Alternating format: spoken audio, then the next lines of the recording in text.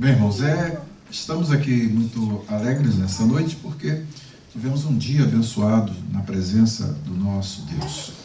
E o texto que nós lemos aqui é um texto muito importante para nós pelo fato de ele descrever um cenário em que Jesus contesta de um modo bem sábio as premissas teológicas dos escribas e fariseus, que é uma elite religiosa da época. E uma das coisas que a gente percebe quando Jesus começa a colocar diante deles essas parábolas, essas comparações, são construções que são feitas para ilustrar e ter uma moral, a moral da história. Qual é a moral da história? E a moral da história dessas três parábolas é exatamente o choque que o amor de Deus promove nessas classes religiosas que se consideravam a elite, consideravam o topo de linha da santidade, consideravam o que de mais sagrado existe de ser humano sobre a face da terra. O resto era o resto. E aí, quando Jesus chega e começa, primeiro, toda a informação que se chega a respeito de Jesus e as coisas que ele faz, dá uma suspeita neles que Jesus era uma pessoa diferente, mas eles não conseguiam enxergar quem de fato estava diante deles. E então, o problema maior é que quando Jesus está ali diante daquele elite ali, os fariseus estão sempre cercando, sempre esperto. Não gostam dele, mas estão perto dele. Não acreditam que ele é mestre, mas sempre estão ali para poder ouvir alguma coisa e de repente pegar uma falha. Este era o esquema que sempre estava montado. E aproximavam-se dele, de Jesus, todos os publicanos e pecadores para o ouvir. Então Jesus, se ele se considerasse um mestre, não tinha nenhum mestre, um rabino, formador daquela classe de líderes religiosos, como os fariseus e escribas, que dedicavam tempo para ensinar essa plebe rude, esse povo assim, que era para eles menosprezados. Então, quando se fala em publicano, que eram os cobradores de impostos, era a classe abominável diante deles. E os outros, eles classificam, o resto são os pecadores. Quando fala publicanos, é uma classe específica, e pecadores é o resto, é o resto das pessoas. E aí eles chegavam para ouvir a Jesus, e Jesus dava atenção para eles e ensinava a essas classes de pessoas. Aí murmuravam os fariseus e os escribas, dizendo: este recebe pecadores e come com eles. Comer é um ato sagrado. E para o judeu, quando você come com alguém, isso se reveste de um ato de comunhão com aquela pessoa. Você comunga com aquela pessoa quando ela senta à tua mesa, junto com você, para se alimentar. Ou seja, há um nivelamento ali em termos de comunhão. E isso era um escândalo para os fariseus, porque jamais eles iam sentar com pessoas dessas classes tão baixas assim, esses publicanos, esses cobradores de impostos, ladrões. Isso não era só naquela época, nos nossos dias também, a gente sabe muito bem. E os pecadores eram restantes. Jesus sentava, ensinava, comia com eles, andava com eles, e eles obviamente se sentiam muito orgulhosos em ter a presença do mestre com eles. E Jesus responde àqueles indivíduos, colocando diante deles essas três parábolas. A primeira delas fala a respeito da ovelha perdida. E a ovelha perdida é exatamente um contraste entre uma ovelha e 99, e Jesus diz: qual dentre vós é o homem que, possuindo 100 ovelhas e perdendo uma delas, não deixa no deserto as 99 e vai em busca da que se perdeu até encontrá-la? Obviamente isso é uma pergunta retórica, e quem perdesse uma ovelha forçosamente iria buscá-la. E achando-a, põe-na sobre os ombros, cheio de júbilo, alegre, e indo para casa, reúne os amigos e vizinhos, dizendo-lhes: alegrai-vos comigo, porque já achei a minha ovelha perdida. Ou seja, de um modo que Jesus está colocando aqui, Jesus está exatamente valorizando a minoria, 1%. E praticamente, né, você percebe bem ali, que as 99 que estão dentro, né, daquele redil, protegidas, elas são ovelhas que, de certa forma, elas não precisam de proteção, porque elas estão protegidas. Mas a que saiu, ela estava correndo um grande risco. E a procura desse pastor por esta ovelha é exatamente para que conseguisse resgatá-la antes que um lobo, por exemplo, a encontrasse, um outro animal feroz a encontrasse para destruí-la. Quando ele consegue fazer a operação resgate e resgata essas ovelhas, né, num momento em que ela está assim, né, segura, ela está amedrontada, e de repente ele chega, quando ela ouve a sua voz, ele vai e chama, e ela vem, ele pega aquela ovelha, coloca nos ombros e chega em casa, aí é aquela festa, né? Chama os amigos e celebra, e aí Jesus então vai para o lado comparativo, e ele diz: olha, digo-vos, e os fariseus ouvindo, que assim haverá maior júbilo no céu por um pecador que se arrepende do que por 99 justos que não necessitam de arrependimento. De um certo modo, o que Jesus está considerando ali é que esses fariseus, que eram, por assim dizer, a nata e a elite religiosa, eles não sentiam necessidade de arrependimento. Já aqueles pecadores que estavam indo a Jesus, buscando a Jesus, eram exatamente representados por essa ovelha perdida. Então, esta que estava perdida, essa ovelha que estava perdida, simboliza aquela classe de pecadores que chegava para ouvir a Jesus, e os fariseus eram aqueles que se sentiam tão justos, tão santos, que até pensavam que Deus tinha que reverenciar a sua santidade. Logo em seguida, Jesus faz outro quadro comparativo e fala a respeito da dracma perdida. A dracma era uma medida, né, uma moeda que representava um dia inteiro de trabalho. É como aí, por exemplo, digamos, uma nota de $100, não é? Então, que você trabalha para obter os $100, aí de repente se perde aqueles $100. Aí não se para de procurar enquanto não se acha, né? Somente se você deu duro aquele dia todo para poder ganhar aquele dinheiro. É exatamente esse o quadro comparativo aqui. E Jesus disse: qual é a mulher que, tendo 10 dracmas, se perder uma, não acende a candeia, varre a casa e a procura diligentemente até encontrá-la? É interessante que as casas nessa época, elas não tinham janelas, né? E o chão não era isso que hoje nós temos. E a luminosidade era realmente tão diferente das nossas, e de modo que o barro, né, ainda não tinha cerâmica, nada disso, esses pisos que hoje a gente tem nas nossas casas modernas, era tudo assim, rústico mesmo, né? E as casas eram bem rústicas, então tinha que se acender ali e começar, porque tinham camadas ali de poeira, então tinha que fazer o quê? Varrer ali até que conseguisse tirar as camadas e, com aquela luminosidade, procurar então achar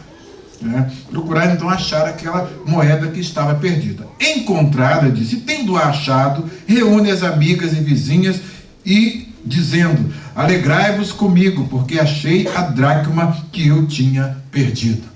Então, ela tinha 10 moedas, perde uma, e aí então quando encontra, fica muito feliz porque salvou um dia de trabalho. Então era exatamente o que equivalia a um dia de trabalho. E Jesus então vai para o lado comparativo, os fariseus ouvindo. E ele diz: olha, eu vos afirmo que de igual modo há júbilo diante dos anjos de Deus por um pecador que se arrepende. E aí então, para fechar o quadro de comparações, Jesus parte para a parábola que nós geralmente, né, que ela é designada nas nossas Bíblias como a parábola do filho pródigo, daquele filho esbanjador, daquele filho que desperdiça o dinheiro que o seu pai lhe dá e de um modo errado gasta, e depois ele é recompensado, por assim dizer, né? Na visão do irmão dele, ele foi recompensado por todas as besteiras que fez. E aí então fica assim um quadro meio estranho. E é importante que nós observemos alguns detalhes aqui nessa parábola. Da outra vez, eu me lembro que a última vez que eu preguei sobre a parábola, eu preguei sobre, mas meu foco foi mais sobre o filho não pródigo. E nessa pregação, eu me lembro que depois daquele culto, o Senhor me deu um hino, que é o hino Não Pródigo, e depois me deu uma poesia, no mesmo dia, né? E essa poesia é muito significativa, é muito sintomática, porque retrata toda essa história da perspectiva do filho que não saiu, né? Que muitas das vezes acontece que a leitura errada desse texto geralmente se pensa assim, bem, aquele que está na igreja o tempo todo, vive a vida toda na igreja, né? E aí, né, chega um outro, de repente sai da igreja, e aí o Senhor até às vezes faz uma coisa assim extraordinária na vida dele, ele volta e o Senhor batiza no Espírito Santo. Aí o que estaria há muito tempo buscando a Deus pede batismo no Espírito Santo, pede, e o Senhor não batiza. Aí chega aquele crente que saiu da igreja, fez lambanças para tudo quanto é lado e volta para a igreja, o Senhor ainda batiza no Espírito Santo. Aí quem está dentro, que está buscando, que está sempre fiel, vai reagir exatamente igual a este filho que ficou sem ter noção daquilo que lhe pertence. E que o quadro comparativo aqui é exatamente o retrato daquilo que acontece quando alguém sai do redil, e esse filho pródigo é a ilustração exata. É a ilustração exata. Nesses meus anos de ministério, desses 34 anos de ministério, quantas vezes eu ouvi ovelhas chegarem para mim e dizer: saí da igreja, pastor, o senhor não sabe a tragédia que virou a minha vida, o senhor não sabe o que eu vivo, que eu não desejo isso para ninguém, e o pior é que eu não tenho força para voltar para a casa de Deus. É um sofrimento dia e noite, Deus me abandonou. Se o senhor tiver condições, ora por mim. Quando aquele momento que o senhor tiver em intimidade com Deus, por favor, ora por mim. Quantas ovelhas nós ouvimos isso, e outros, para acreditar, ele vai dar uma voltinha lá fora para ver se é realmente assim, e depois para voltar é uma dificuldade enorme, né? E o pecado é exatamente com aquilo com que a pessoa não sabe lidar. E Jesus então diz: olha, certo homem tinha 2 filhos. O mais moço deles disse ao pai: pai, dá-me parte dos bens que me cabe. E ele lhes repartiu os haveres. Ou seja, vocês lendo, nós vamos ler mais à frente em Deuteronômio, e vamos saber que quando você tem 2 filhos, o mais velho, que é o primogênito, ele recebia o dobro da herança do pai. Então ele recebia o dobro da herança, e o outro recebia parte menor, tá? E aí o que acontece? Houve até um episódio em que alguns quiseram, né, chegar para Jesus e pedir, né, parte da herança, pediu para Jesus fazer repartir a herança. Jesus: quem que me colocou como juiz entre vocês? Cuidado com a ganância. Aí Jesus advertiu e tudo mais, mas aqui nesse quadro específico, o mais novo é que vai e pede a sua herança. O pai vai, diz aqui, reparte a herança dele, aqui, ó, a parte que te pertence, do tudo que a gente tem está aqui. Você vai, pô, e leva, toma e leva. Passados não muitos dias, o filho mais moço, ajuntando tudo que era seu, partiu para uma terra distante, e lá dissipou todos os seus bens, vivendo dissolutamente. E aí, o que acontece geralmente é assim: ele sai cheio, né, de dinheiro. Então agora eu vou me sair daquelas restrições da casa do meu pai, agora eu estou com liberdade, e vai atrás das mulheres, e está cheio do dinheiro, e vai gastando, e vai gastando, e vai gastando, e vai gastando, e vai gastando, vive uma dissolução sem precedentes, longe das amarras, né? É que você pensa, as amarras da casa do meu pai, a regra rígida da casa do meu pai, né? Agora não, agora eu sou livre, agora eu sou libertário. Ele está mesmo naquela condição, e o dinheiro vai, um dia acaba. E é exatamente o quadro aqui. Depois de ter consumido tudo, sobreveio àquele país uma grande fome. O pior de tudo é que ele perde tudo, ele gasta tudo aquilo que ele leva para lá, e ainda sobrevém uma fome naquele lugar. E aí a situação fica difícil, e ele começou a passar necessidade. Aí chega hoje, não tem como comprar. O que eu vou comer? Não tem. E também não tem dinheiro para comprar. E agora ainda veio uma fome nesse lugar. Que situação! Tudo concorrendo para que ele fique numa situação de miséria total. E vejam bem, A parábola é construída de tal modo que nós estamos vendo aqui o quê? O agir da misericórdia e do amor de Deus sobre essa vida. Porque esses acontecimentos são acontecimentos que Deus providencia para dar um estalo na consciência daquele que está perdido. E isso já é, Jesus está mostrando com essa parábola a ação do amor de Deus em fazer com que deixa ele gastar tudo. Quando ele gastar tudo, nós vamos mandar uma fome lá para poder completar o quadro. E aí ele consome tudo, sobrevém aquele país uma grande fome, e ele começou a passar necessidade. E então ele foi e se agregou a um dos cidadãos daquela terra, e este o mandou para os seus campos guardar porcos. Para um judeu, trabalhar com porcos, você já imaginou? Era um animal impuro, considerado dentro da lei judaica como um animal impuro, e aquele indivíduo só conseguiu uma vaguinha naquele serviço de guardar porcos, cuidar de porcos. E ali, naquele trabalho, ele chega o primeiro dia e o que tem que fazer? Tem que comer, né? Ele está mesmo com qualquer coisa, ele foi trabalhar em qualquer coisa, o que apareceu, ele foi. Chega ali, está com aquela fome, ele já não está com apetite, ele está com fome, já diz que não come. E diz aqui, ali desejava ele fartar-se das alfarrobas que os porcos comiam. Então o pessoal chegava e jogava lá a comida para o porco. Aí ele, dá um pouquinho dessa comida aí. Ele falou, não vou dar não, não vou dar não. Hoje você nem começou a trabalhar, você já quer comer? Não, nem isso aqui eu não vou dar para você. Ele já pensou que está querendo comer a comida que o porco comia. E, no entanto, ninguém lhe dava nada. Então, naquela situação, acabou o dinheiro, a fome está ali, ele está numa situação incrível, deu uma crise de consciência nele. E aí ele diz, então caindo em si disse, quantos trabalhadores de meu pai têm pão com fartura e eu aqui morro de fome? Decisão inteligente.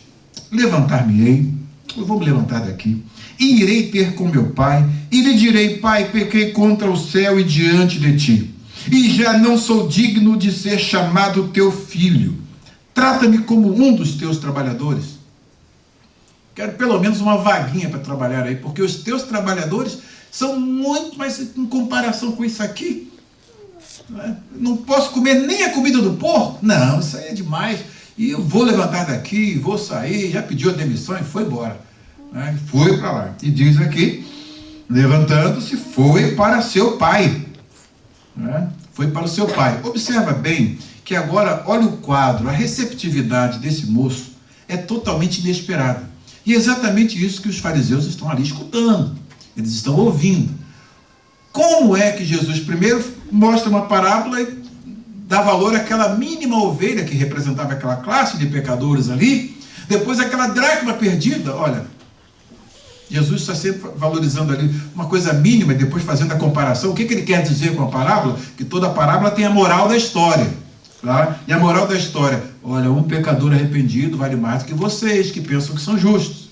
Um pecador arrependido causa alegria nos anjos que estão diante do meu Pai. E agora, quando chega nesse quadro, o que os fariseus pensavam que ia acontecer? Se fosse um fariseu, pai, recebendo um filho desse aí, o que queria fazer? A atitude seria totalmente diferente desta que está aqui. Pois um pai como o nosso Deus, jamais ele desiste dos seus filhos. E nos ensina também que nós jamais devemos desistir dos nossos filhos. Isso é muito importante para todos nós.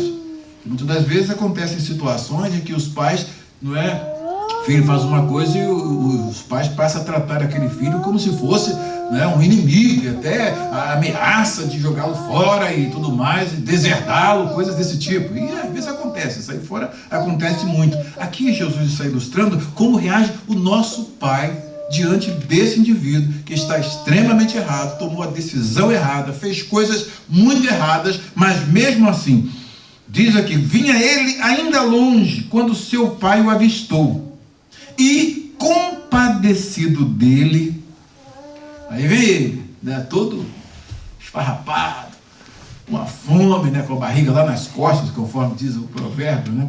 Com a barriga lá nas costas, vem ele lá todo esfarrapado, todo sujo, roupa suja, né? Acabou agora aquela roupa que ele vestia, bonitinho, quando estava na presença do pai, trabalhando, né? Não, essa vida é indigna.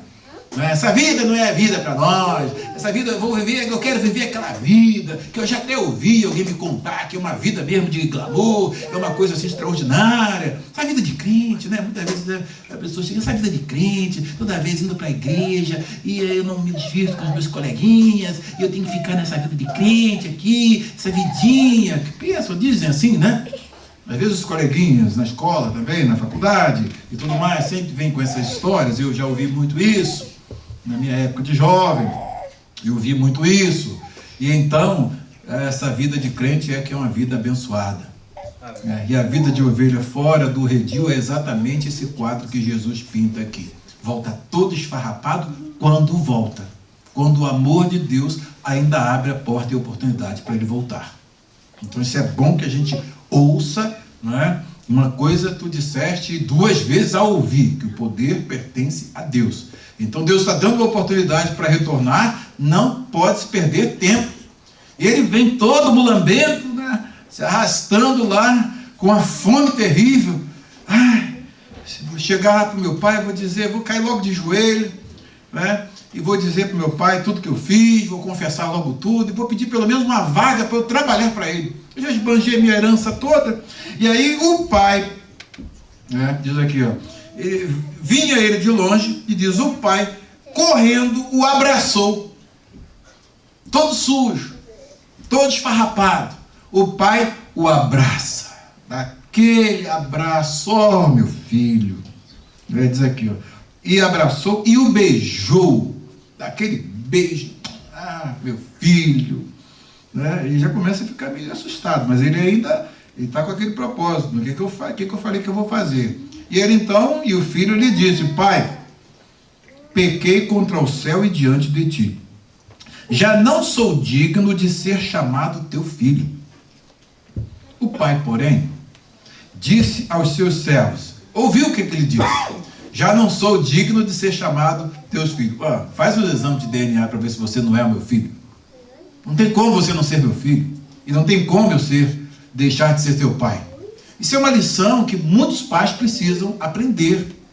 Às vezes o filho passa por situações difíceis, por situações complicadas, e o pai, em vez de ajudar, ele complica mais a situação difícil na qual o filho entrou.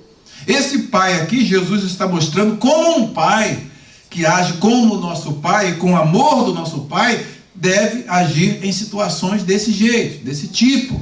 E aí ele diz, o pai, porém, disse aos seus servos, trazei depressa a melhor roupa, tira essa roupa suja dele, trazei a melhor roupa, olha que coisa linda, trazei a melhor roupa, vestiu, e põe-lhe um anel no dedo, e sandálias nos pés. Quase sempre os escravos andavam descalços, né? As sandálias eram um privilégio para os donos da casa, as pessoas da família, mas os escravos, por exemplo, eles andavam descalços. E aqui ele recebe roupas novas, ele recebe um anel no dedo, que isso aí é um alto símbolo de distinção, né? E também sandálias para colocar nos pés, que obviamente, depois dessa caminhada, ele já devia estar com, se tivesse ainda com a sandália com a qual ele saiu de casa, já devia estar toda acabada, toda ruim. E diz mais aqui, né? E diz mais aqui, e trazei também, e matai o novilho cevado. Quando se fala um novilho cevado, se fala, né, daquele bezerrinho gordinho, né, bem tratado. É ele, né, que estava esperando para essa hora. Traga aí, vamos fazer uma festa aqui. E diz, comamos e regozijemo-nos, ou seja, vamos comer e vamos nos alegrar, porque este meu filho, aí ele diz, eu não sou digno de ser chamado teu filho. Mas veja bem o que o pai responde, este meu filho estava morto e reviveu, estava perdido e foi achado. E começaram a regozijar-se. Então todo mundo começou a festa. Foram lá, ele tomou aquele banho, troca de roupa, né, coloca o anel, né, se lava, estava todo Agora ele pensando em comer bolotas de porcos, ele vai agora para um banquete farto, aquele boi, né, preparadinho, assadinho, que delícia, aquelas comidas que antes ele comia, agora é o dia mais importante, porque quando se matava o bezerro cevado, isso é uma festa extraordinária, é uma festa que não é comum, né? Ainda a festa que tivesse um cabritinho assado já era uma coisa diferente. Agora aqui ele assa o bezerro cevado, ele senta à mesa e começa a comer, e aquela festa, e música tocando, e o pessoal dançando e pulando de alegria, de satisfação. Diz aqui o texto: ora, o filho mais velho estivera no campo, nem viu nada. O filho mais velho, que era o dono da herança duplicada, ele estava no campo, e ele, quando voltava, ao aproximar-se da casa, ouviu a música e as danças. Ele olhou assim de longe: o que está acontecendo lá? Que coisa, sair não foi comunicado que ia acontecer nada de extraordinário aqui hoje, o que está acontecendo? E ele vai: vem cá, diz, o que está vendo aí? E chamou um dos criados e perguntou-lhe o que era aquilo. E ele informou. Aí o criado foi, informou: veio teu irmão, e teu pai mandou matar o novilho cevado. Aquele? Poxa, eu pensei que era uma ocasião assim, especial, para o meu casamento, para alguma coisa assim, mas para ele, diz assim, porque o recuperou com saúde, ainda estava vivo, chegou aí, foi recuperado. E ele, aquele filho mais velho, se indignou e não queria entrar. Não vou nem entrar nessa festa aí, não. Que absurdo é esse? Como é que vai dar um tratamento para esse indivíduo que desperdiçou tudo? E ele, então, saindo, porém, o pai o procurava conciliá-lo. Ô filho, vem cá, vamos conversar aqui. Vem cá, conversa aqui. Mas ele respondeu ao seu pai: ô pai, escuta aqui. Há tantos anos que te sirvo, né? Eu sou teu escravo aqui. Faço tudo. Te sirvo sem jamais transgredir uma ordem tua. E nunca me deste um cabrito sequer para alegrar-me com os meus amigos. O senhor nunca fez uma festa para eu me alegrar com meus amigos, matando pelo menos um cabritinho. Eu não quero, eu nem ousava pensar no bezerro cevado, pelo menos um cabritinho. E tu nunca fizeste isso para mim. E aí, diz aqui, vindo, porém, esse teu filho, ele não reconhecia nem mais como seu irmão. Do ponto de vista de família, ele já tinha cortado todos os laços. Vindo este teu filho, tá? Que desperdiçou os teus bens com meretrizes, com prostitutas, tu mandaste matar para ele o novilho cevado. Isso tem uma incoerência aí, pai. Isso tinha que ser para mim. Porque tu deste para esse indivíduo que gastou todo o teu dinheiro, que gastou tudo, a tua fortuna foi lá para o bolso das meretrizes, na prostituição. Ele estava indignado mesmo, e o pai tentando conciliar, e então veio a resposta do pai. Então o pai lhe respondeu: meu filho, tu sempre estás comigo. Tudo o que é meu é teu. É aí que entra o detalhe. Quem está, quem fica, quem permanece, tem tudo. Aqui ele pegou parte. O que aconteceu com a parte que ele pegou? Acabou. Ele já não tem mais nada. O que está acontecendo é um ato de misericórdia do pai. É aquela festa, é aquele momento para poder recuperá-lo e tentar reintegrá-lo. Isso é atitude de pai, né? Isso é atitude de pai, pai que ama, pai que realmente não é desnaturado, né? Quando o pai fica desnaturado, aí a atitude seria igual que os fariseus fariam, né? Um momento desse, de repente, vão pegar, já que ele foi lá para a prostituição e vai voltar aqui, vai ser logo, vamos trazê-lo logo para apedrejá-lo. Isso aí seria um pai fariseu. Mas o pai celeste, que Jesus está ilustrando aqui através desse pai da parábola, ele age totalmente diferente. E diz: olha, tudo que eu tenho é teu. Você não tem apenas a parte, você não tem apenas uma fração, você tem tudo. Ele levou a parte dele, agora tudo aqui é teu. Você é o dono de tudo. E acima de tudo, eu até botei no meu, acima de tudo, o que esse pai tem nesse filho que agora, né, tem uma oportunidade de dizer para ele? Qual dos dois mais alegrava o coração do pai? Era esse filho que ficou, e não o que foi. Mas mesmo assim, por ser filho, ele recebeu esta bênção de ser chamado de novo filho, ser reintegrado à família por conta do amor. E os fariseus estão ouvindo isso, dizendo, essa lição de Jesus aí não tem nexo não faz sentido não, porque feria o critério de justiça deles. Mas isso aqui é uma parábola ilustrando o amor do nosso Deus por aqueles que erram e que pedem oportunidade a Deus para voltar. É assim o nosso Pai. Ele nunca nos abandona, Ele nunca nos joga fora. Por muitas vezes nós andarmos por caminhos desviados e muitas das vezes fazemos coisas que entristecem o seu coração, e quando você menos espera, recebe um abraço dele, recebe um beijo dele, e ele, não, filho, fica aqui junto comigo, não faz mais isso não.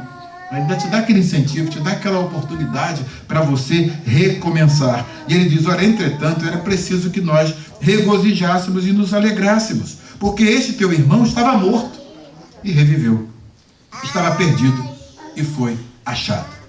O ponto focal de todas as três era o que estava perdido e foi achado.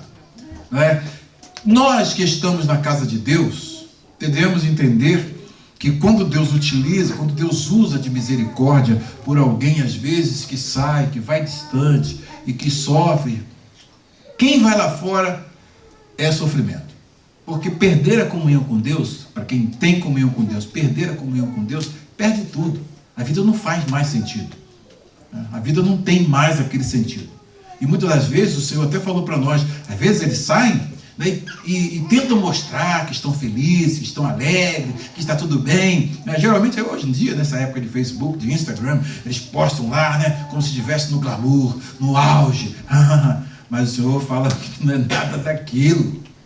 Né? A angústia no coração, eles nunca souberam o que é angústia, e passam a passar o que é angústia. Não é nada daquilo. Então, nosso papel como pais, devemos sempre amar nossos filhos, procurar ajudá-los nas situações difíceis, procurar estar ao lado deles. Quanto mais difícil a situação, mais perto você precisa estar. Não é? Que alegria quando esse pai teve a oportunidade de se reaproximar do seu filho. Que alegria para ele. E receber de volta alguém que estava perdido, que estava naquela condição triste, de não ter alimentação, de não ter roupa, e agora ele poder prover tudo novamente. Então isso aí é uma ilustração que nos ensina como pais. E como filho, você que está dentro da casa de Deus, nunca deixe o adversário colocar na sua mente que não, estar dentro não compensa, estar dentro não é isso, é tanto tempo, e as coisas não mudam, e tem coisas que eu quero que aconteça e não acontece, e você começa a ouvir as conversas da serpente, e acaba perdendo o foco e às vezes faz uma besteira, né? Como muitas das vezes eu assisti no meu ministério, daqui a pouco meu irmão lá cortou o cabelo para poder ser excluído da igreja. Cheio de problemas, cheio de dificuldade. Mas depois que vai encontrar de fato a dificuldade. Mas que não seja esse o nosso quadro. Fica dentro. Frio, como às vezes você pode pensar, mas fica dentro. Espera que o abraço seu está reservado.